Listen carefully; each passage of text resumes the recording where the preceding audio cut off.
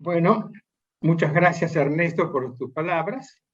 Para mí es un gran honor poder compartir hoy el estado virtual que representa la ocasión con los premiados, tanto por Susana como Carlos Gurizano.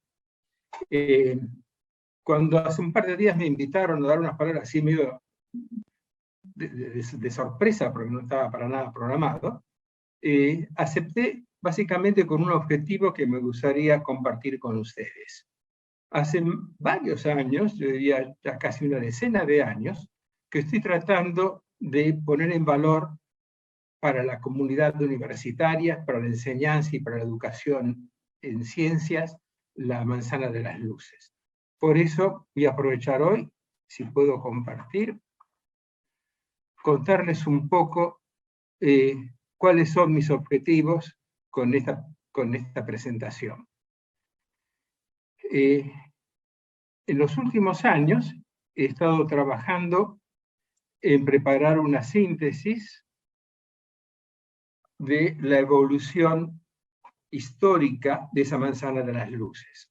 Y lo hice porque en este momento está casi abandonada, está prácticamente hecho un depósito, parte de la manzana de las luces ha sido demolida, y entonces me siento en la obligación por haber estudiado en ese lugar, por haber compartido mis mejores años de estudio en esta casa, tratar de transmitirles la importancia que tiene la manzana de las luces para la investigación geológica, la investigación en todas las ramas de la ciencia y la enseñanza.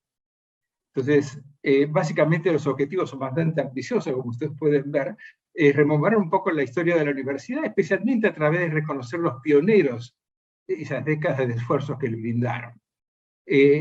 Enfocar directamente la manzana de las luces, y no voy a hablar de la geología, o sea, voy a hablar más bien de que eso fue la cuna de la enseñanza de la medicina, del derecho, de la ingeniería, de la arquitectura y de todas las ciencias exactas y naturales. Todo nació ahí. Y cuando digo todo nació ahí, no solamente la enseñanza, sino que sociedades como la Sociedad Científica Argentina se reunió primeramente ahí para desarrollarse.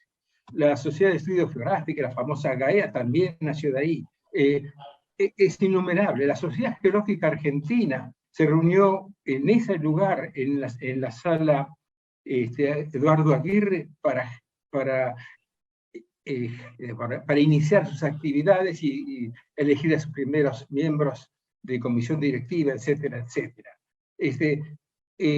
Por donde la miren, la manzana de las luces, así llamada cuando se creó la Universidad de Buenos Aires, tiene méritos suficientes como para realmente ser un lugar emblemático dentro de la ciudad de Buenos Aires y para el país todo. Cuando uno rastrea los antecedentes de la fundación de la UBA, ve que no nació solamente con la creación de la Universidad de Buenos Aires, sino tiene más de 280 años de enseñanza universitaria. Entonces, poner en valor esas aulas que hoy están vacías, que encierran en sus paredes la gran cantidad de enseñanzas de nuestros maestros, luchas estudiantiles sin par, y que fueron testigos de intensos debates que acompañaron paso a paso la historia de nuestro país. Entonces, como dije anteriormente, nuestro objetivo final es lograr que sean abiertas y destinadas a mostrar la historia de la Universidad de Buenos Aires para las generaciones futuras. Aquí me impresionan mucho las palabras del arquitecto Mario Buchazo en 1960.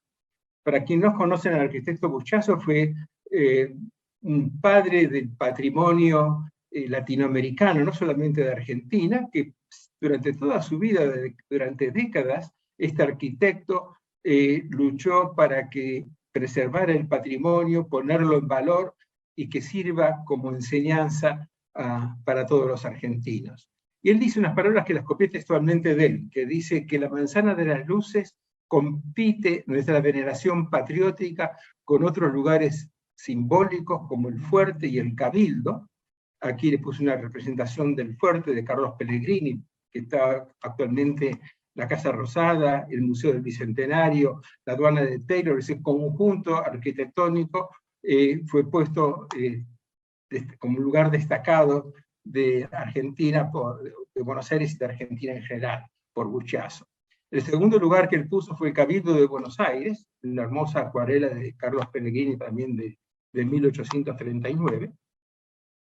Y a esa historia de esos grandes lugares históricos y emblemáticos, él agrega la Manzana de las Luces, diciendo que la Manzana de las Luces radicó los primeros intentos de crear una universidad en la época jesuítica, en 1733, un segundo intento por un gran virrey que fue el virrey Bertis, y podemos saber por qué 1778, y que finalmente culmina con éxito en 1821 con la creación de la Universidad de Buenos Aires. Para hablar de la enseñanza tenemos que empezar con los jesuitas en Buenos Aires. En 1607 llegaron y les cedieron un lugar en plena, lo que conocemos como Plaza de Mayo, la plaza que después se llamó de la Victoria. Ahí frente a la Casa de Gobierno le dieron un lugar para hacer la primera escuela, el primer colegio. Después, por motivos, digamos, de defensa de la ciudad y del fuerte, eso que estaba creciendo cada día con mayor velocidad, fue sacado de ahí y le cedieron la Manzana de las Luces como retribución o compensación para poder sacarlos de la Plaza de Mayo. En 1662 se mudan a la Manzana de las Luces los jesuitas, que a partir de ahí se llamó Manzana de los Jesuitas, donde establecen una escuela y un colegio que ya estaban incipientemente en la Plaza de Mayo, en la Plaza de la Victoria. Hay que destacar que los jesuitas durante 150 años tuvieron el único colegio secundario que existió en Buenos Aires. O sea que esa trayectoria de los jesuitas en la enseñanza ha sido muy importante. Y en 1733 comenzaron el dictado de sus cursos superiores de filosofía, que es el inicio de la enseñanza universitaria dentro del Colegio Mayor. Ahí ven el fuerte, ven dónde está ubicado el Cabildo, y a pocos metros del Cabildo está la Manzana de los Jesuitas, que hoy conocemos como la Manzana de las Luces. Este es un plano muy antiguo, de 1706, uno de los únicos, los más antiguos que he encontrado, donde está ubicado ya como un lugar destacado la presencia de la Manzana de los Jesuitas o la Manzana de las Luces. Digo que en 1733 comenzó la enseñanza superior porque, además de los cursos normales que daban en el colegio, fue decisión de los jesuitas dictar cursos de filosofía avanzada. Y en esa época estaba en Buenos Aires un sacerdote jesuita que se llama Joseph Quiroga. El lago Quiroga en Santa Cruz lleva el nombre de este jesuita. Él, junto con Strobel, el jesuita Strobel, y otro jesuita, y Cardiel, que eran los tres jesuitas que hicieron un reconocimiento de la costa patagónica, era muy reconocido en su tiempo por ser un gran matemático. Cuando había problemas de disputa en las fincas, en los campos, donde no se sabía exactamente los límites, siempre se recurría al padre Joseph Quiroga porque era el matemático indiscutido de aquellos momentos y su palabra era santa en aquella época. Todo esto fue avanzando el conocimiento y la enseñanza abierta, libre y gratuita para todos los que quisieran participar, una característica que tenían los jesuitas. Y en el año 1762, el cabildo eclesiástico y el cabildo secular le piden a los jesuitas que funden una universidad y que obtengan la licencia real con títulos correspondientes. En 1762, o sea, avalado por los cabildos eclesiástico y secular, hacen la presentación ante el rey para generar esa universidad carolina, como la llamaban en homenaje, perdón, la universidad jesuítica como se conoció posteriormente. Infelizmente, en 1762, cuando hacen el pedido, ya se veía que iban a ser expulsados los jesuitas de América, y nunca fue contestado el pedido que hicieron para formalizar esa universidad. Y aquí les quiero mostrar un poco cómo era la universidad en ese momento. Ustedes ven que estaba el Colegio Grande de los Jesuitas, que después fue el Colegio Nacional, estaba a su derecha la iglesia de San Ignacio, y encima, dado para la calle Perú y Alsina, estaba la Procuraduría de las Misiones, que fue construida en 1732. En esa Procuraduría se hizo para mantener como almacén de todas las cosas que llegaban de las misiones, pero como un pedido muy especial que hubo del colegio, esa Procuraduría instaló una serie de aulas, que si podríamos borrar esto de acá, no sé si podemos sacar a ver si puedo sacar esta parte de acá, para que solamente podamos ver nada más la parte más hacia la derecha de la imagen. No sé si ahí Germán podrá hacer algo. Bueno, ahí donde está tapado por estas imágenes tenemos básicamente las aulas que se construyeron para apoyar al colegio de los jesuitas. Este plano que ustedes ven es un plano muy antiguo que hizo el ingeniero José Custodio de Sá y Faría, de la Procuraduría de las Misiones en 1777, cuando echaron a los jesuitas. Este plano fue encargado por la Junta de Temporalidades, y por eso, digamos, tiene este detalle, y conocemos exactamente cómo era la ubicación de cada uno de estos sectores. Ahí donde está marcado en rojo, estaban las aulas que iban a ser utilizadas por la universidad. Infelizmente, de toda esa época gloriosa, solamente nos queda el claustro sur de San Ignacio. Este claustro sur era que estaba inmediatamente adosado a la iglesia de San Ignacio. Ese corredor, esas aulas, es lo único que ha quedado de aquella época, de la época jesuita, junto con la iglesia de San Ignacio. Este claustro se puede visitar, les recomiendo, porque tiene un museo muy interesante al fondo, o sea que realmente es una joya lo que ha permanecido. Y también muestro aquí con mucho énfasis la iglesia de San Ignacio, porque, como ustedes pueden ver ahí, tenía la antigua puerta todavía la iglesia de San Ignacio, que entraba por un costado de la iglesia en el atrio. En esta iglesia fue casi el aula magna donde daban las grandes clases, las grandes examinaciones los jesuitas, y después de los jesuitas, durante todo el periodo patrio, cada vez que había un hecho importante que hacía la comunidad de Buenos Aires, la comunidad porteña, se reunían ahí en el templo de San Ignacio. Muchas de las grandes reuniones, de las grandes examinaciones se daban en la iglesia de San Ignacio. Durante muchos años la catedral no estuvo en funcionamiento, también funcionó como catedral. Pero yo diría que la iglesia de San Ignacio fue un atrio civil para un montón de eventos como cabildos seculares, no eclesiásticos, y un montón de actividades académicas. Echan a los virreyes, la famosa pragmática sanción de su majestad en fuerza de ley expulsó a los jesuitas de esta tierra, y realmente, desde el punto de vista de la ciencia, del conocimiento, fue un retroceso. Pero hubo un virrey, don Juan José de Vértiz y Restaco, el único virrey que era criollo de los muchos virreyes que tuvimos, los demás venían de la metrópoli. Este era un mexicano de ley que se preocupó mucho por hacer adelantar primero a su gobernación y después a su virreinato. Fue durante 6 años gobernador y durante otros 4 años virrey del Río de la Plata. Es impresionante lo que hizo don Juan José de Vértiz. Primero creó la Real Audiencia, la Casa de Niños Expósitos, el Tribunal Mayor, la Real Aduana, la Junta Provincial de Temporalidades, la primera imprenta en Buenos Aires y otras instituciones, el primer censo, y la cantidad de cosas que hizo. Buenos Aires dejó de ser una aldea y se convirtió incipientemente en una ciudad gracias al virrey Vértiz.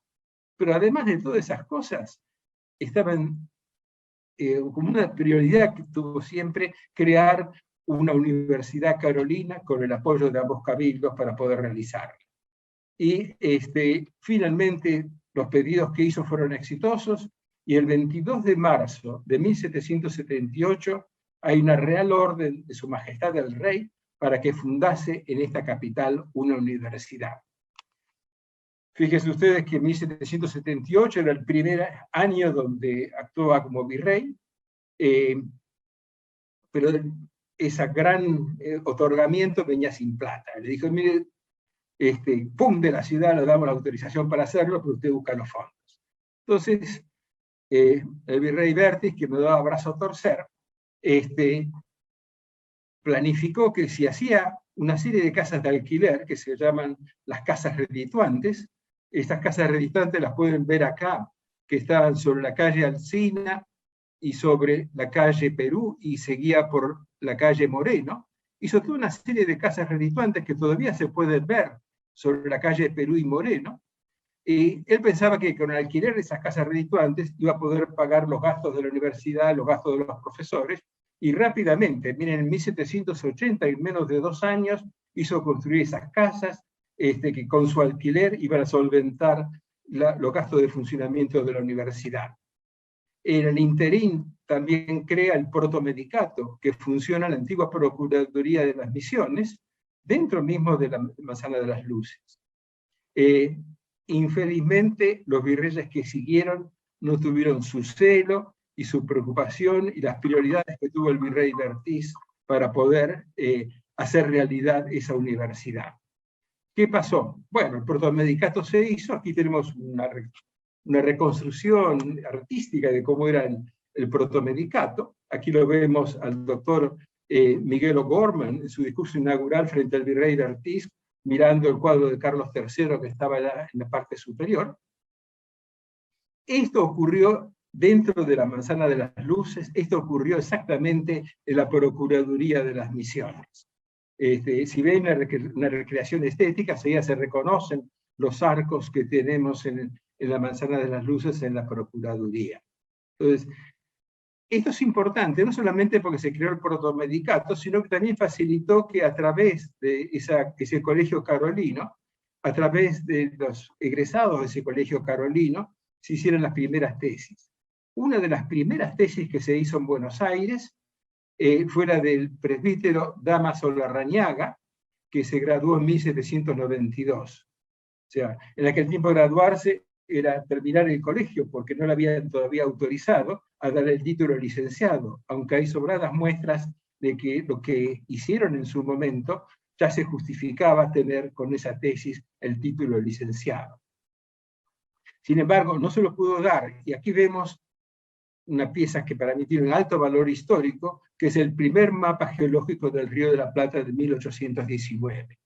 En este mapa geológico mapea con perfección el ensenadense, la ensenada de Barragán, lo correlaciona a todo lo largo de la costa de San Isidro, lo continúa en las barrancas de Santa Lucía, en la margen norte del río, establece que hay 3 unidades estratigráficas caracterizadas por sus fósiles, hace realmente un aporte extraordinario al conocimiento del neógeno o del Plio cuaternario de este sector tan importante del Río de la Plata. Y eso lo hizo mucho antes que Darwin, lo hizo mucho antes que Alcides d'Orbigny. Realmente fue un precursor y un pionero en el estudio geológico del Río de la Plata. ¿Qué pasó con las casas redituantes?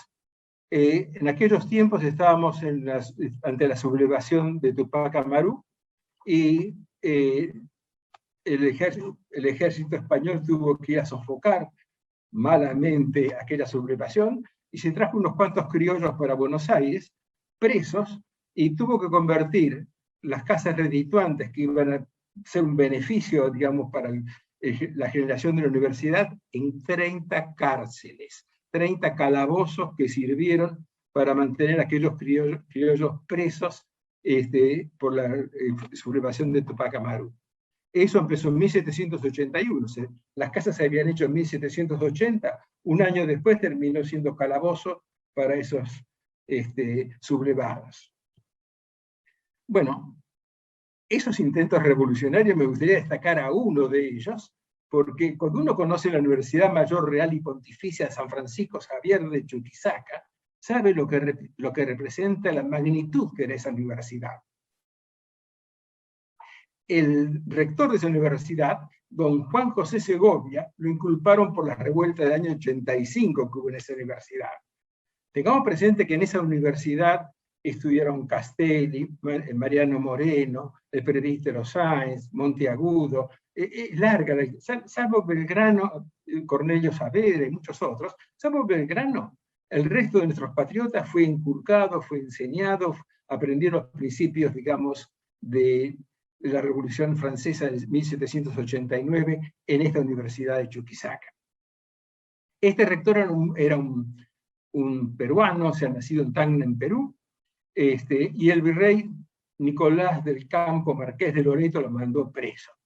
Y lo que es extraordinario, cómo funcionaba la justicia en aquel tiempo, que después de 2 años de litigar en la Real Audiencia Pretorial de Buenos Aires, lo declaran inocente. Y no solamente lo declaran inocente, sino que al virrey, que lo había puesto preso y lo mantuvo 2 años preso, le pasan las costas del juicio. O sea, el virrey Loreto de su propio pecunio tuvo que pagar, digamos, todas las cosas malavidas que había hecho. Infelizmente, las cárceles de Oruro ocuparon durante varias décadas, por lo menos 1 década y media, casi 2 décadas, las casas redituantes. Y las cárceles estaban en la casa número 1 y la casa número 2, que son exactamente donde está la aula magna, o donde estuvo la aula magna de la Facultad de Ciencias Exactas y Naturales, un lugar también histórico por muchos otros motivos, como por las conferencias de Einstein, por las conferencias de Fermi, de Marconi. Numerosos premios Nobel dieron sus clases en esas aulas. Esas aulas estaban ubicadas exactamente donde había estado la cárcel de Oruro. Y dejando un poco la parte colonial y viendo los antecedentes previos de la Revolución de Mayo, me gustaría destacar que las primeras clases de medicina que se dieron como parte del protomedicato fue aquí, en este sector sur de la Procuraduría de los jesuitas, de las misiones jesuíticas, donde estaba ubicado el Tribunal del Protomedicato. Y ahí fue Cosme Mariano Argerich quien dio las primeras clases de anatomía, y también, hay que destacar, y de química. Las primeras clases de química se fueron dadas en este lugar por el doctor Argerich. O'Gorman lleva todo el mérito en esto, porque O'Gorman se hizo cargo del Tribunal de Protomedicato, y cuando uno lee las memorias de O'Gorman, dice que tuvo que ponerle su propio sueldo, los vidrios para que esas aulas pudieran tener vidrio, porque estaban completamente deshabitadas y arruinadas. Entonces, con un gran esfuerzo personal, con mucho empuje, lograron establecer las primeras clases de medicina en el Tribunal del Protomedicato. Y el Tribunal del Protomedicato estuvo en ese lugar de 1780 hasta 1822. Aquí vemos los 3 primeros profesores, Cosme Argerich, O'Gorman y Agustín Fabre. Los 3 profesores que enseñaron en ese Tribunal del Protomedicato. Entonces, las primeras clases teóricas se dieron aquí sobre la calle Alsina, donde está marcada esta cruz que ustedes ven en esta foto. Eso lo marcaron para indicar dónde estaba la puerta de entrada del protomedicato en aquel momento, y ahí se dieron las clases teóricas. Además de las clases teóricas que se dieron en este lugar, las prácticas médicas se hacían en otro lugar de los jesuitas. Los jesuitas tenían 2 colegios, el colegio grande, ahí en la manzana de las luces, la manzana de los jesuitas, y el colegio chico, que era el colegio de Belén, o el colegio que estaba ubicado en los Altos de San Pedro. Los Altos de San Pedro era toda una manzana muy histórica que existía en ese momento, de las cuales solo quedan la iglesia de San Pedro Telmo, en San Telmo. Hacia su izquierda tenía la residencia donde estaba el hospital de los betlemitas, que cuando se fueron los jesuitas, se les cedió el hospital que tenían los jesuitas a los betlemitas, y a su derecha estaba el colegio chico con su pequeña capilla, que también fue casa de ejercicios de la época de los jesuitas. Y aquí, que apenas se ve en el dibujo, están las casas redituantes. Ya los jesuitas tenían toda una cuadra de casas redituantes, que eran casas que alquilaban para pagar los gastos tanto del colegio chico como de la residencia. Este hermoso dibujo, hermosa reconstrucción, no es algo solamente estético. Está hecho por un gran arquitecto, que es el arquitecto de Paula, que a través de las excavaciones y mucho más pudo reconstruir fehacientemente cómo era este núcleo educacional que hubo en su momento. Bueno, estábamos diciendo que las prácticas médicas se hacían acá. Me olvidé de mencionar que en el baldío que ven detrás de la residencia, ahí se ven unos árboles en ese baldío Después de la batalla de San Lorenzo, estuvieron las fuerzas de San Martín. Los granaderos de San Martín tenían ese cuartel como lugar de estadía, hasta que finalmente le cedieron un lugar en el Retiro. O sea que esa manzana histórica, del cual queda muy poco actualmente, recuerda realmente el paso de los jesuitas y el paso de las primeras prácticas médicas. Y aquí tenemos que pasar a otra instancia muy importante, que es el Consulado Real, que se creó en 1795 y se fue nombrado Belgrano como secretario perpetuo de ese Real Consulado de Buenos Aires. Belgrano, preocupadísimo por la enseñanza y por la educación, creó ahí una academia náutica. Él mismo lo dice en su autobiografía, le llamé náutica para que se pueda tener más posibilidades exitosas de salir, porque él lo que quería hacer es una academia de matemáticas y una academia de dibujo. Aquí vemos el histórico edificio del consulado, que es un solar histórico, pero ya encima de esto está actualmente el Banco de la Provincia de Buenos Aires. Y aquí un cuadro que tengo que agradecer al decano de la Facultad de Ingeniería, que me permitió esta copia de gran fidelidad. Este cuadro tiene su historia, porque está retratado el ingeniero Pedro Cerviño. Y Pedro Cerviño fue el primer ingeniero que pasó por estas tierras, vino a ayudarlo a Félix de Azara en la determinación del límite con los portugueses, y después de venir se quedó acá para siempre, se puede decir, porque enseñó durante años en la academia esta del consulado. Esta academia del consulado, siguiendo la tradición hispánica, tuvo el primer concurso académico. Hubo varios que se presentaron para ser profesor de matemáticas, en realidad eran dos, y él ganó el concurso, que tenía un tribunal de lujo. Félix de Azara era el director del jurado que estableció que él tenía más méritos. Y este cuadro tengo mucho cariño, porque ese cuadro fue regalado a la Universidad de Buenos Aires en el centenario de la universidad por un profesor, que era el profesor Nicolás Becio Moreno. Nicolás Becio Moreno, recordando esa labor pionera de Pedro Cerviño, hizo hacer este retrato y lo regaló a la Facultad de Ingeniería para que tenga un lugar destacado y el reconocimiento de sus pares. Belgrano también tuvo mala suerte con la Academia de Matemáticas del Consulado, porque en 1799 llega una orden del rey diciendo que desarmen eso, no estamos para perder dinero en esas cosas con una ciudad como Buenos Aires, así que verdaderamente se cerró la Academia de Náutica y de Dibujo, y digamos, el 25 de mayo fue la revolución libertadora que tuvimos nosotros. Y en julio de 1810, o sea, pocos meses después, ya Belgrano de vuelta volvió a insistir para crear la Academia de Matemáticas. Y aprovechó un catalán, un ingeniero catalán que había llegado de España en ese momento, y lo pone como nuevo director de la Academia. En realidad hubo un pequeño pasaje previo con el coronel Felipe Centenac, un coronel también catalán, de ahí me confundí con los dos, que Felipe Centenac empezó en 1810 hasta 1812 con la Academia de Matemáticas, pero en 1812 lo mandan fusilar y ser ahorcado en el fuerte de Buenos Aires. ¿Por qué? Porque era parte de la revuelta que organizó Martín de Álzaga, de la revuelta de los españoles de 1812, y él era uno de los cabecillas que pagó con su vida la revuelta en defensa de España. Inmediatamente llegó en 1814-1815 Cenillosa, se hace cargo de la academia con mucho éxito, tuvo varios años, de 1816 hasta 1821, que se crea la universidad con muchos egresados, con muchos estudiantes.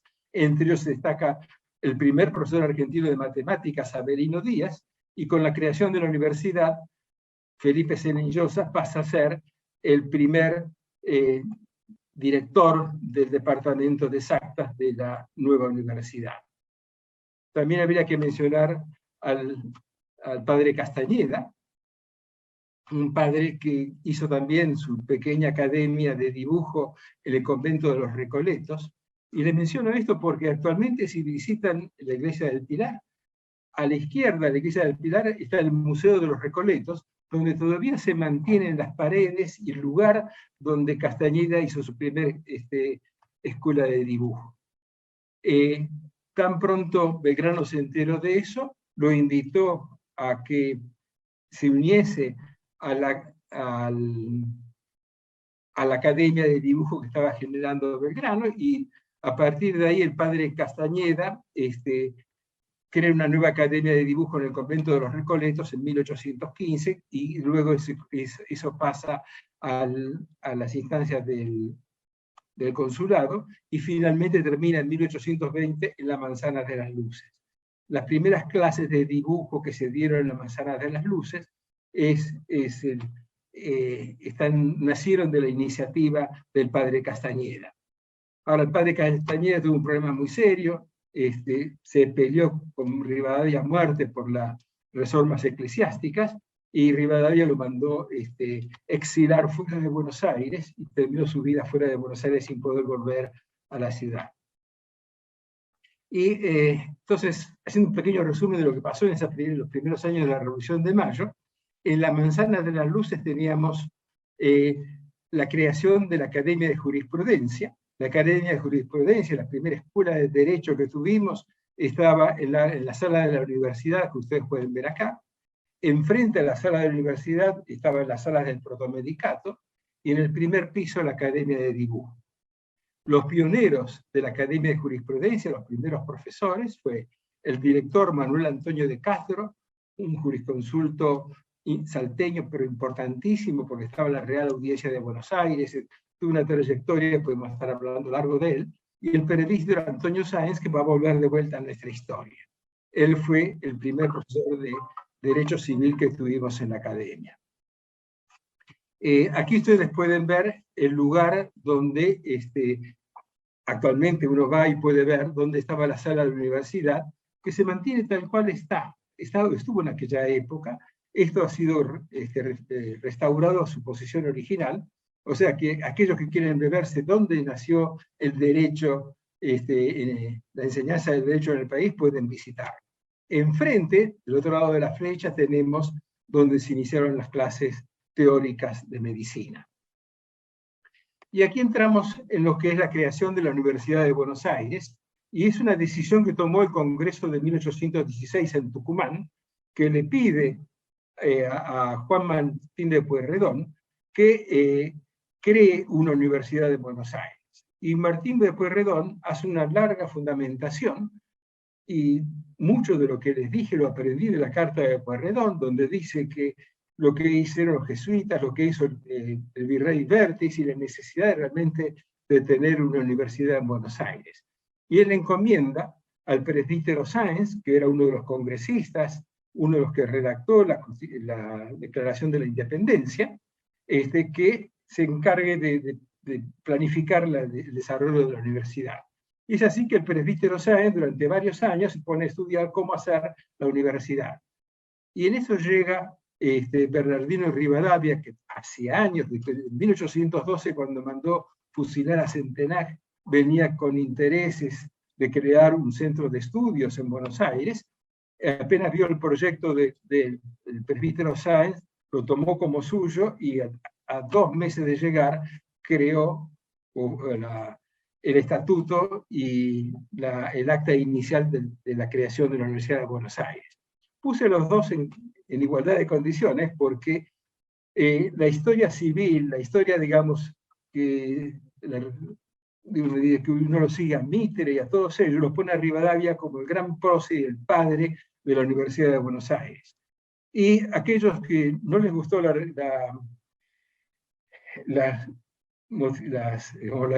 modificaciones eclesiásticas que introdujo Rivadavia, ponen siempre al presbítero Sáenz como el padre, el fundador de la Universidad de Buenos Aires. En realidad, mirado sin apasionamientos, digo que tanto Rivadavia como el presbítero Sáenz fueron los dos creadores de la Universidad de Buenos Aires. Y aquí vemos el acto de fundación, que como no había una sala tan importante como la de San Ignacio, se hizo en la facultad, se hizo, perdón, en la sala de San Ignacio. Ahí pueden ver a Martín Rodríguez, que era el director en ese momento, recibir de manos de un asistente el acta fundacional de la Universidad de Buenos Aires, y al lado de Martín Rodríguez está Rivadavia, y al lado de Rivadavia está el presbítero Sáenz. Uno va a ser el nuevo rector, y el otro el ministro de Gobierno que impulsó la creación de la Universidad de Buenos Aires. Tan pronto se creó la Universidad de Buenos Aires, se nombraron los primeros directores. Aquí quiero destacar a Juan Fernández, que Juan Fernández fue el director del Departamento de Medicina de esa nueva universidad, y tan pronto lo nombraron director del departamento, se nombraron los profesores. Con Cosme Argerich no hubo ningún problema, pero cuando nombraron a Aimé Bonpland empezaron las impugnaciones. Y lo tengo como registro de la primera impugnación de la Universidad de Buenos Aires a un nombramiento de un profesor. Y en este caso la impugnación fue porque no hicieron concurso. Dice, ¿cómo va a nombrar un profesor que no tiene concurso?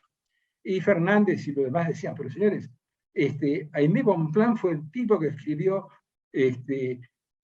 palabras de oro en la materia médica. Materia médica en aquellos tiempos era la parte principal de la farmacología, porque la botánica era el único que nos curaba.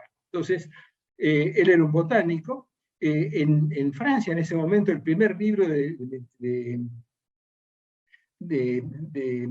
práctica médica, que digamos, de farmacología en términos modernos, lo escribió un tal Albert. Y en ese libro agradece la introducción al profesor Aimé Bonpland, que con suma generosidad le mandó cualquier cantidad de información de plantas curativas, del resto de...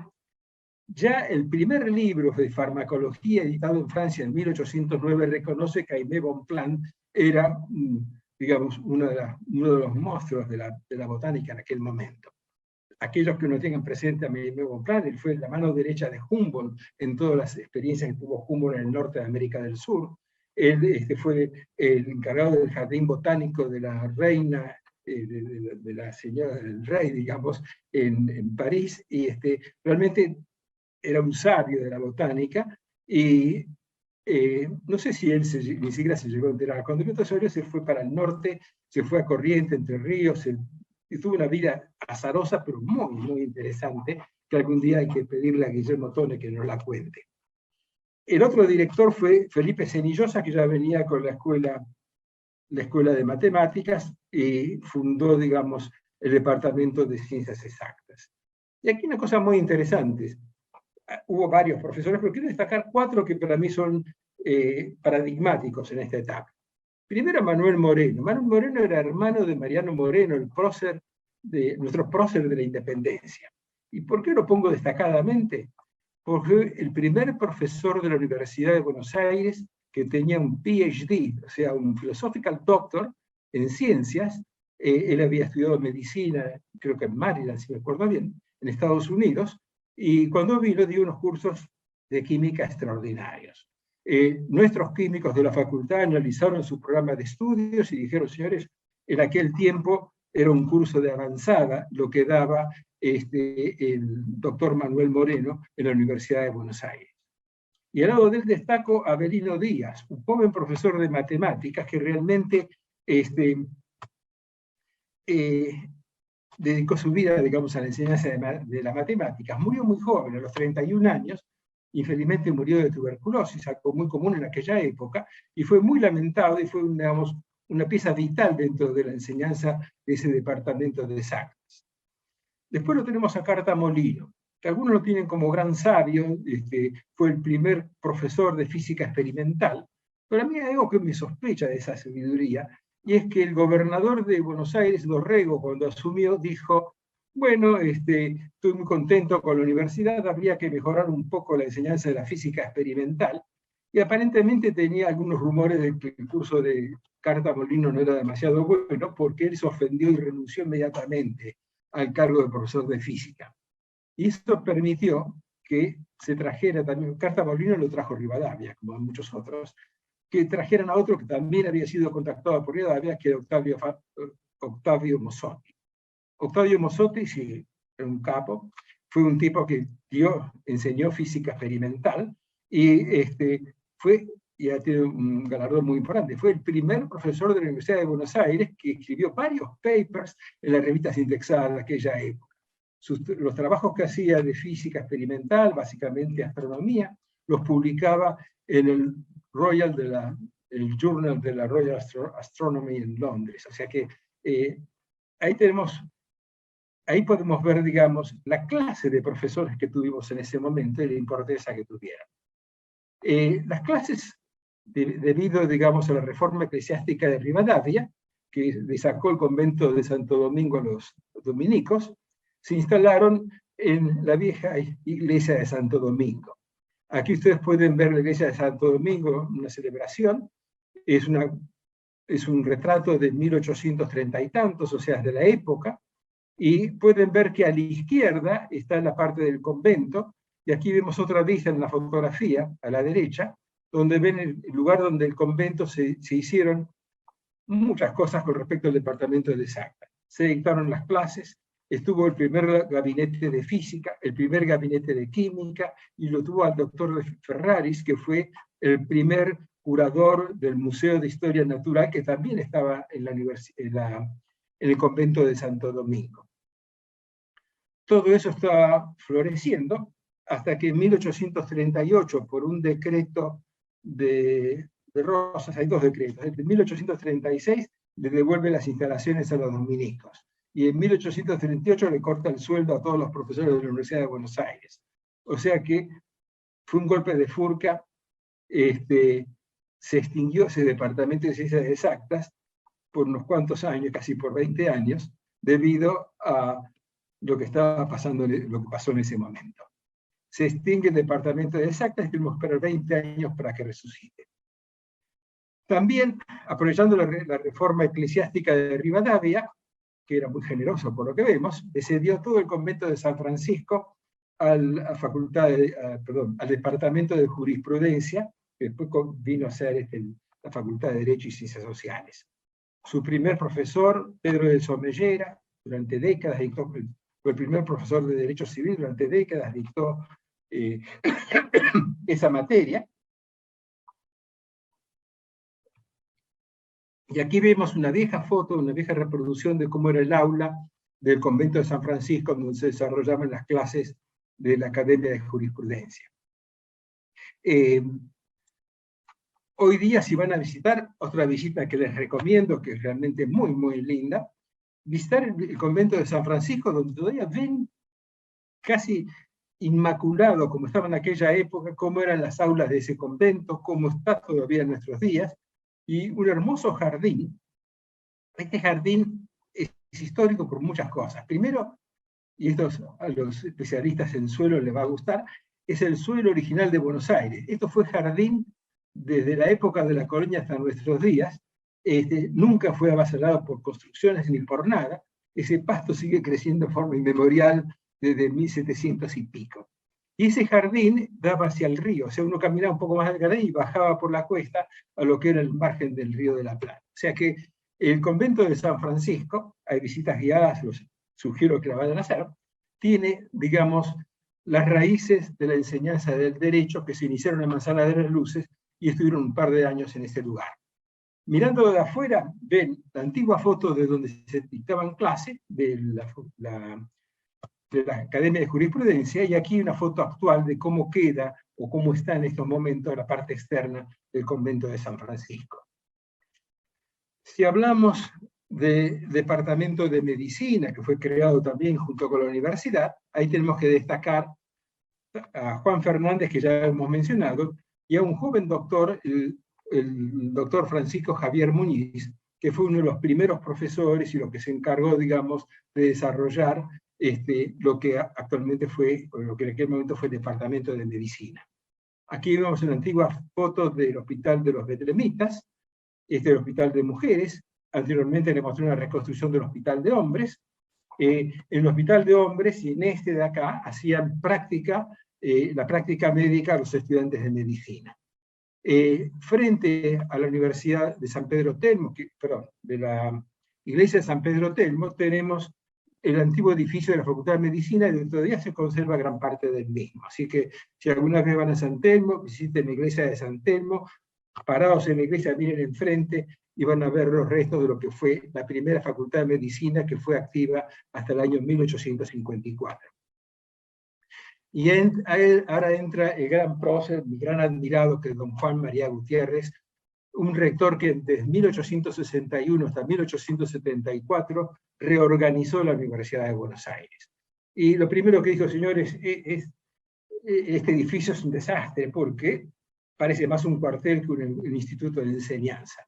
Lo cual era cierto, porque en la época de Rosas estuvo ocupado como cuartel, las milicias ciudadanas, no sé el nombre correcto, las milicias ciudadanas de aquel momento estaban ubicadas en ese lugar. Antes de eso fue el cuartel de los pardos, fue también cuartel de los patricios de la otra parte del edificio donde estaba el colegio grande, o sea que tenía razón cuando decía Juan María Gutiérrez que eso era más bien un cuartel que otra cosa. Y hay un proyecto de Carlos Pellegrini, que ustedes lo ven aquí muy acabado, realmente nunca terminaron de poner las estatuas ni el reloj que tiene ese edificio, pero él se preocupó de que las aulas fueran decentes, estuvieran bien construidas y permitieran la enseñanza en la parte interior. Y también muy destacado que en plena guerra de Paraguay, donde no había un peso para ninguna cosa, las arcas iban derecho, todo lo que entraba en el gobierno para sustentar la guerra que el general Mitre estaba teniendo en Paraguay, con la Triple Alianza, y en medio de esa escasez de fondos logró que se respetara la propuesta de Juan María Gutiérrez, que de hecho el año 1861, tardaron 4 años en venir estos profesores traídos por Mantegazza, y tenemos 3 profesores que realmente marcaron un hito muy importante en la reorganización de la Universidad de Buenos Aires después de la batalla de Caseros. Esos profesores fueron Bernardo Speluzzi de Matemáticas Puras, Emilio Rossetti de Física Aplicada. Ahora lo ve uno como gran prohombre, pero era un jovencito de 26 años, hacía meses, menos de un año que se había recibido de ingeniero, y lo contrataron para ser profesor y crear la ingeniería en Argentina. Y el otro más maduro es el Pellegrino Strobe, el mayor de los 3, que ya tenía su fama, ya tenía sus antecedentes en la Universidad de Parma, y vino realmente siguiendo los pasos de Humboldt, porque era un gran admirador de Humboldt y quería contribuir con una gran exploración de la cordillera de los Andes. Así fue que Speluzzi empezó con las clases de matemáticas puras, de física, y hizo las primeras enseñanzas de astronomía.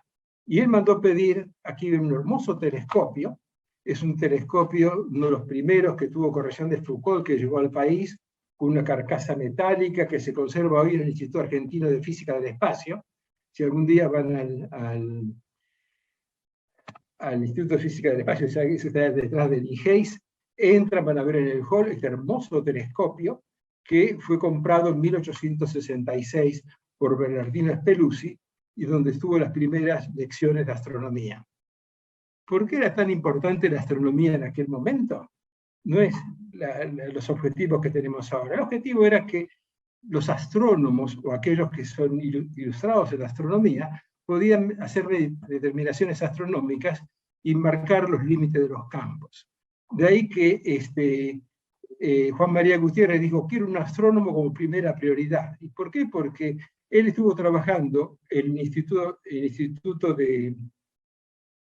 que sería Instituto Geodésico, pero el Instituto Topográfico de la Manzana de la Luz durante varios años, y él vio la importancia que tenía la determinación de puntos astronómicos. Entonces dijo, quiero matemático, un astrónomo y un geólogo, porque cuando se hizo cargo del rectorado, venía de la influencia chilena y sabía cuán importante era la geología para la minería en Chile, y quería desarrollar la minería.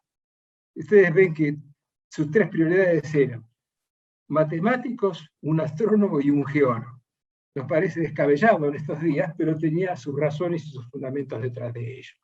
Bueno, Rossetti se preocupó de establecer el gabinete de física, con toda una serie instrumental. En aquel tiempo no le escatimaron plata, pusieron cualquier cantidad de dinero para poder hacer un buen gabinete de física. Rossetti también pasó la historia porque hizo esta hermosa puerta del Nacional de Buenos Aires, sobre la calle Bolívar, que después fue demolido con condiciones de nuevo, pero durante muchas décadas Esto fue, digamos, una marca que tenía el Colegio Nacional de Buenos Aires con esas puertas en estilo barroco que había hecho hacer el ingeniero Rossetti. Hizo también hacer el equipamiento del departamento de exactas. Acá ven los instrumentos que todavía se preservan en el Museo de Física de nuestra facultad. Instrumentos que ahora nos parecen tremendamente raros, pero que en su momento fueron muy útiles para darle enseñanza práctica de la física experimental. También por su lado, Strobel pidió para tener su gabinete de historia natural, hizo toda una serie de pedidos que llegaron en el año 1866, pudo establecer ese gabinete con una gran colección de material didáctico y de fósiles de aquel tiempo, y para entender por qué la preocupación de este tipo de cosas tenemos que tener presente que la calidad de una universidad se medía por varios parámetros. Uno de ellos era el equipamiento de sus gabinetes. Un buen gabinete de historia natural, un gabinete de física, un gabinete de química garantizaban una buena enseñanza, la calidad de sus profesores y la exigencia hacia sus alumnos. O sea que primer requisito que tuvo la Universidad de Buenos Aires es tener un buen gabinete de física, un buen gabinete de química, que no tengo tiempo de mostrárselos, y un buen gabinete de historia natural. En ese gabinete de historia natural compraron una de las mejores casas de París, que es la Casa Simon, toda una serie de material didáctico. Fue comprado en el año 1875, llegó al país en 1866. Aquí vemos unas hermosas piezas de la colección Simon, que están actualmente en el Departamento de Geología. Vemos unos hermosos ejemplares, originales todos ellos, que se preservan de esa colección Simon. Entonces, tenían el material, tenían el conocimiento, y existía una gran efervescencia en sus alumnos para tomar las clases. O sea, estaba todo dado gracias a Juan María Gutiérrez para arrancar. Quiero resaltar, ahora que hablamos de preservar el patrimonio, de que esa aula de historia natural y gabinete de historia natural están ubicados acá. No sé si acaso ustedes a ver aquí en rojo dónde está ubicado. Si uno entra por Perú 222 al fondo a la derecha, bueno, a la izquierda están las letrinas, pero allá a la derecha estaba el gabinete de historia natural. Todavía se preservan las cosas que te compraron, se preserva lo que estaba en ese gabinete, y están las paredes intactas de cómo había sido en ese tiempo. O sea que tenemos que luchar para que algún día podamos mostrar ahí, en ese gabinete de historia natural, la historia de la Universidad de Buenos Aires. Y como ustedes saben, yo hace muchos años vengo hablando de Strobel como uno de los grandes padres de la enseñanza de la geología en Argentina. Pero me encontré con arqueólogos y iniciamos una competencia con los arqueólogos. ¿Por qué? Porque en el año 2016 se celebró el 150 aniversario de la enseñanza y la investigación de la arqueología argentina. ¿Y quién es el pionero de la arqueología argentina? Pellegrino Strobel. Es interesante que cuando iba hacia la campaña, digamos, él quería cruzar los Andes, así que pasó por San Luis. Cuando pasó por San Luis, su interés como naturalista hizo que visitara la cueva de Intihuasi, encontraron unas olletti de la piedra de Vigate, traducido exactamente algo así como encontró unas piedras pulidas que indicaban la presencia del hombre en esas piedras, y visitó por primera vez y mapeó la gruta de Intihuasi. Quien no conozcan la gruta de Intihuasi, los invito a que la conozcan, es un lugar muy interesante desde el punto de vista geológico, porque hay unas andesitas alcalinas que se incluyen ahí, pero debajo de las andesitas alcalinas están los restos de una de las cuevas más antiguas que tenemos en Argentina, que es la cueva de Intihuasi. Y lo que tengo que agradecer fehacientemente y públicamente al bisnieto, que me mandó esta hermosa facsímil sacado de la libreta de Pellegrino Strobel, donde puede ver claramente, dice 7, no sé en italiano, pero dice 7 de enero de 1866, que hace toda la descripción de la cueva, de los objetos pulidos que encontró, de la piedra pulida, que fueron publicados en una excelente revista de su especialidad.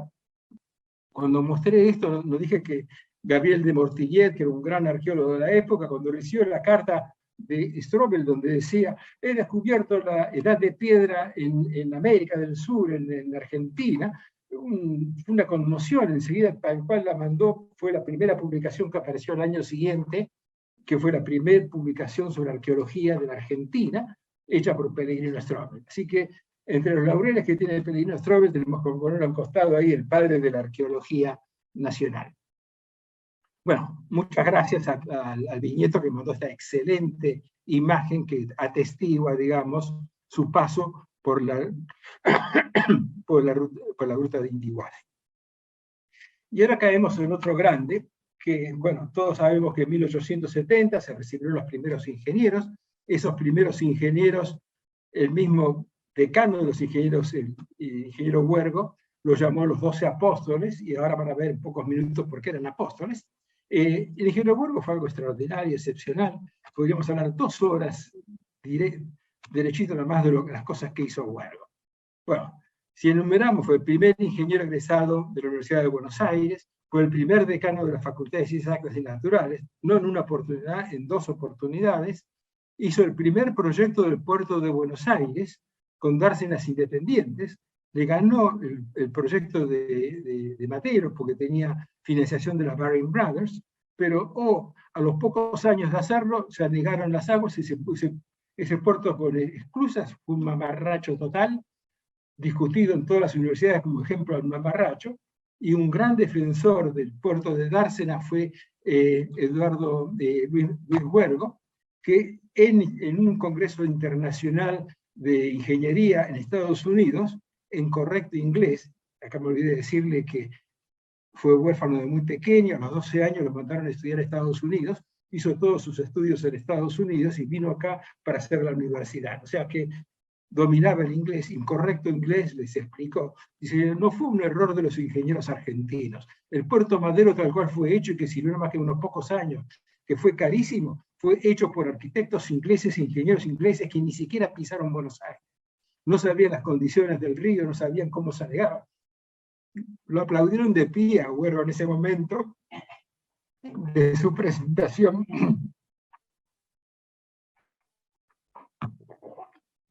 en ese Congreso Internacional de Ingeniería. Pero no hizo solamente eso. Ustedes saben que Hermite, y a través de sus perforaciones de dirección de minas, había encontrado petróleo en Comodoro Rivadavia en 1907. En 1910, 1911, estaban los campos exhaustos, la producción casi se había caído a sus niveles mínimos, había una desidia total. Y Hermite lo nombra al ingeniero Huergo encargado de las operaciones en Comodoro Rivadavia. Y fue el primer ingeniero a ir allá a estudiar qué pasaba con la producción. Porque antes de un tal ingeniero Krause encargado de la producción de petróleo, el ingeniero Krause podrá ser muy buen ingeniero, pero jamás visitó el área, jamás se preocupó de ver cuáles problemas se enfrentaba la producción real de esto. En menos de 2 años casi quintuplicó la producción de petróleo en Comodoro Rivadavia. No solamente eso, sino que embalado por el éxito que tenía y por la cantidad de petróleo que seguía apareciendo, hizo una presentación de un plan de autoabastecimiento de hidrocarburos al Congreso de la Nación, Huergo, en 1913. Infelizmente se murió a los pocos meses. Entre otros méritos que tiene, fue presidente de la Sociedad Científica Argentina, presidió el primer Congreso Científico Internacional, bueno, de esas tiene muchísimo, el Centro Argentino de Ingenieros, por todos lados. Y me gustan las palabras de Ángel Gallardo, que en sus exequias dijo, ha sido el primer ingeniero argentino, no solo en el orden cronológico, sino también por sus virtudes y su labor profesional. Y ahora pasemos a los 12 apóstoles rápidamente. En pocos minutos me gustaría dejarles mi impresión de estos 12 apóstoles. Primero, se recibieron en 1870. ¿Qué pasaba en 1870? En 1868 había habido una epidemia de cólera que se volvió a repetir en 1868. En 1870, en el momento que se estaban recibiendo, había una epidemia de fiebre amarilla. Y el año 1871, al año siguiente, hubo una gran epidemia de fiebre amarilla. Cuando digo gran epidemia de fiebre amarilla, es que por esa epidemia se murió el 8% de la población de Buenos Aires. Ahora nos asustamos de los muertos de la pandemia que estamos sufriendo, ahora que tenemos en carne propia lo que es una pandemia, Fíjense que el 8% de los pobladores de Buenos Aires se morían en esa pandemia. Y se sabía que el problema principal que tenía Buenos Aires eran problemas de salubridad. Entonces, ahí lo tenemos a Valentín Balbín. Valentín Balbín, en su tesis de ingeniero, se dedicó a analizar las aguas corrientes, fue el tema de su tesis. Y dijo, señores, si no tenemos un buen sistema de aguas corrientes, básicamente traducido ahora sería un buen sistema de cloacas, vamos a seguir teniendo problemas de salubridad. El primer proyecto de cloacas que se hizo en el país lo hizo Valentín Balbín y que supervisó para que se realizara. Después tenemos a Luis Silveira, también preocupado por los problemas urbanísticos de la ciudad, dijo, gran parte del problema de estas epidemias son los mosquitos. Y hay muchos mosquitos porque está lleno de charcos, barriales por todos lados. Tenemos que hacer un sistema de desagüe pluvial de Buenos Aires para permitir esas aguas estancadas puedan circular. Primer proyecto de aguas pluviales, el de Luis Silveira. Y el tercer proyecto que quiero destacar es el de Guillermo Villanueva. Guillermo Villanueva, digo, señores, podemos tener aguas cloacas, podemos tener desagües pluviales, pero si no tenemos agua potable, que suministremos esa agua potable, no va a haber solución a este problema de las epidemias. Y se dedicó a partir de su tesis era cómo conseguir un sistema de aguas corrientes para abastecer toda la ciudad. Se dedicó toda su vida a desarrollar el sistema de agua potable de la ciudad. No es casualidad que el Palacio de Obras Sanitarias, él fue durante 30, 40 años director de Obras Sanitarias, el Palacio de Obras Sanitarias lleva el nombre Guillermo Villanueva porque fue el que se preocupó de que las aguas corrientes y el abastecimiento de agua potable en la ciudad se hicieran un hecho. Les podría mencionar de cada uno de ellos un montón de cosas. Probablemente fueron 12 apóstoles. Quizá habría que mencionar a Guillermo White, que fue el que hizo el proyecto del puerto de Bahía Blanca, que se conoce como Puerto White, o Adolfo Budner, que fue un ingeniero arquitecto, que fue uno de los padres también de todo el diseño de la ciudad de La Plata, bueno, y así muchos otros. Estos señores fueron ingenieros, pero no descuidaron la enseñanza ni la docencia. Es más, Valentín Balbín, después de su tesis, fue a estudiar, hizo un posgrado en Oxford, y cuando vino fue uno de los grandes profesores de matemáticas que tuvimos en la Universidad de Buenos Aires. Luis Silveira fue decano en varias oportunidades, antes de la nacionalización y después alternando con Huergo a cargo de la Facultad de Ciencias Exactas y Naturales. Francisco Lavalle fue un profesor que fue la mano derecha de Bernardino Speluzzi. Bernardino Speluzzi tenía que dictar 7 cátedras, y cuando apareció Francisco Lavalle fue pasando poco a poco las cátedras de matemáticas a Francisco Lavalle y de física. Así que todos ellos tienen méritos sobrados para ser considerados los 12 apóstoles de la ingeniería en Argentina. Y ahora lo que quisiera destacar de esos 12 apóstoles, que sabemos dónde se recibieron, sabemos dónde recibieron el grado de ingeniero, dónde hicieron el juramento de ingeniero, que es el salón de grados que ven aquí ustedes en la Manzana de las Luces, en el primer piso, esas 3 grandes ventanas. Las 3 grandes ventanas fueron la Academia de Dibujo en su momento, después en la época de Juan María Gutiérrez, fue el lugar donde se estableció el salón de grados. Ese salón de grados se mantiene tal cual, excepto una esquina que le chanflearon para hacer la ochava, y en ese salón de grados estaba la cátedra, que es un ejemplo de la cátedra de 1870 y pico, donde defendían la tesis la gente que egresaba de la universidad. Esta cátedra se mantiene actualmente en el Salón de Actos de la Facultad de Derecho, y que con sobrados méritos para tenerla, porque los principales egresados de 1821, que se creó la universidad, hasta esa época, 1870, eran primero abogados, mayoría absoluta, y luego médicos, y apenas en 1870 los primeros ingenieros. En ese salón de grado también juró su título el primer matemático argentino, que fue el primer egresado como profesor de matemáticas fue Ildefonso Ramos Mejía, y muchos otros que sería largo de enumerar. La ingeniería siempre fue muy importante en la facultad durante 50 años. Aquí ven la sala de máquinas, que estaba casi en los subsuelos del viejo edificio de la calle Perú. Aquí ven los gabinetes de dibujo de aquella época, son fotos de 1900, otras fotos más recientes con el laboratorio de ensayos que tenían los ingenieros en el subsuelo siempre. Y aquí ven en 1924, después del gran proyecto remodelador que tuvo la Manzana de las Luces, lo que era la universidad o la facultad de la cual yo estudié, que es básicamente cómo eran con sus tremendas, no me sale el nombre ahora, con esas, bueno, ya va a salir, ménsulas, era la palabra que estaba buscando, con sus hermosas ménsulas que mantenían el piso, el edificio con estructura de hierro, que infelizmente cayó bajo la mano de la piqueta. También ahí nació la Escuela de Arquitectura. Aquí lo tenemos al arquitecto Ernesto Bunge, que el 29 de agosto de 1878 fue el primer arquitecto en recibir un diploma de la Universidad de Buenos Aires. Y pongo la fecha, 29 de agosto, porque 3 días después, en la Facultad de Arquitectura, que se ubicaba en la esquina de Moreno y Perú, se graduó el primer arquitecto que estudió en la Universidad de Buenos Aires, que es Juan Antonio Buschiazzo. Recién hablábamos de Mario Buschiazzo, era sobrino de Juan Antonio Buschiazzo. Juan Antonio Buschiazzo fue el primer arquitecto, fue fundador de la Sociedad Central de Arquitectos, tuvo una tarea destacadísima, hizo cualquier cantidad de edificios, uno de los prohombres de la arquitectura argentina. Junto con Ernesto Bunge fueron los dos que realmente marcaron el inicio de la Escuela de Arquitectura en 1878.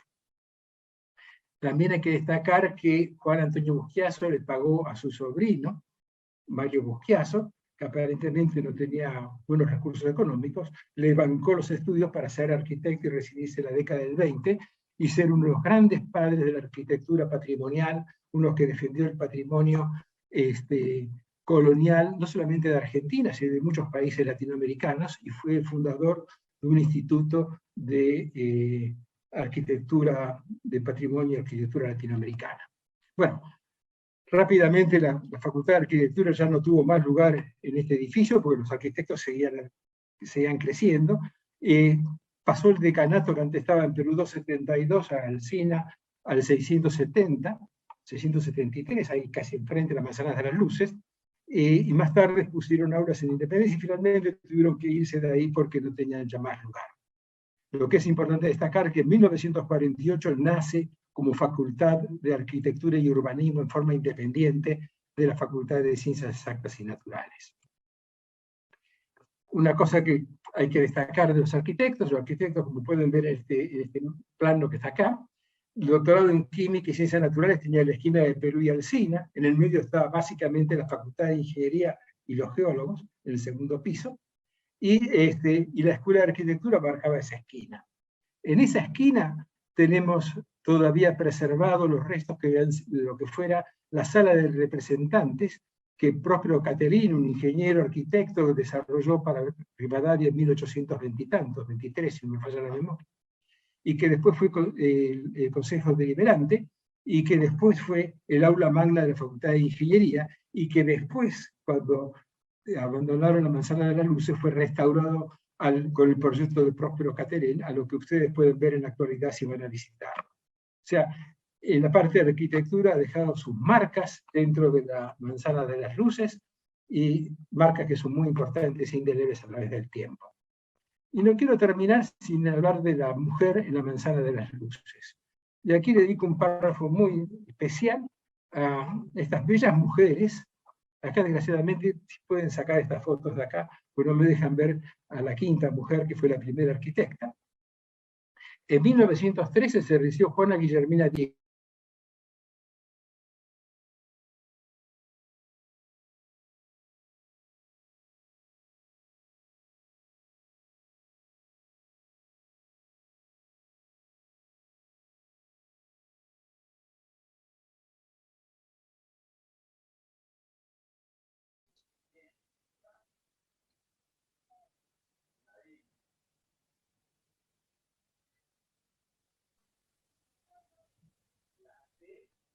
Víctor, estás muteado. Bueno, vuelvo a compartir. Disculpen la molestia. Estamos acá.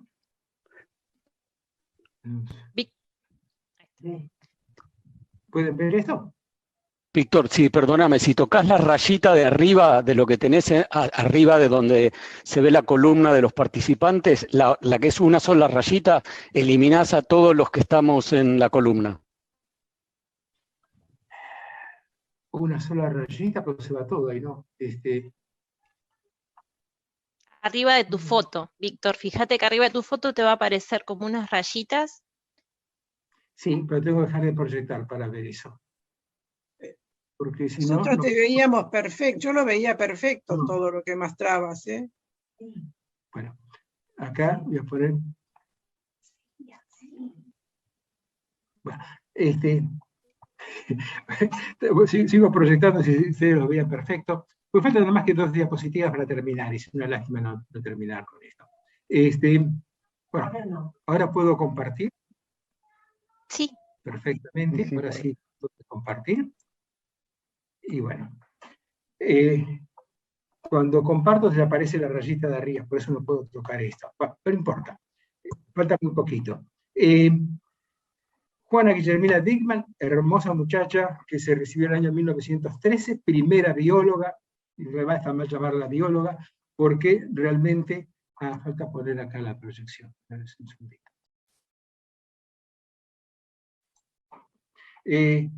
Fue la primera doctora en Ciencias Naturales, orientación botánica, en 1913.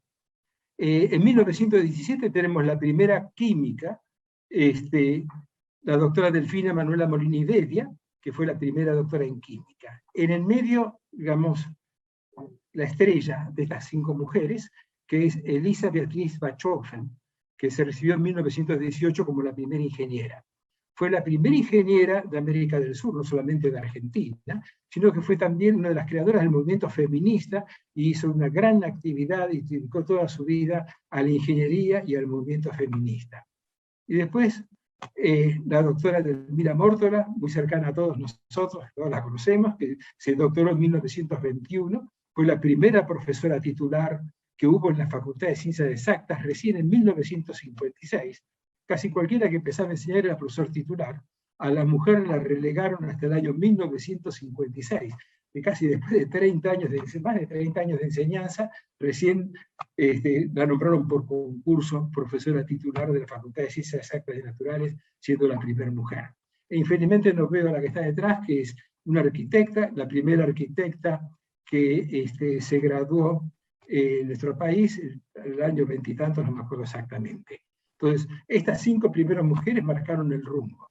Y hay que destacar que, por lo menos en el campo de las ciencias geológicas, a partir de los 10 primeros egresados, tenemos que destacar que de los 10 primeros, 5 fueron mujeres. O sea que la igualdad de género es muy temprana dentro del Departamento de Ciencias Geológicas, y se nos fue la mano, ahora son mayoría mujeres, creo yo. Bueno, para terminar, el epílogo de todos los que le charlé ahora es incorporarlos a un movimiento de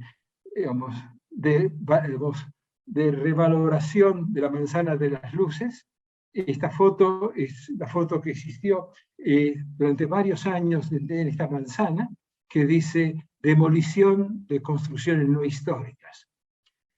Si después todo lo que conté, ustedes consideran que esto no tiene historia, no conocemos lo que es la historia, porque realmente es una historia que arranca en la época colonial.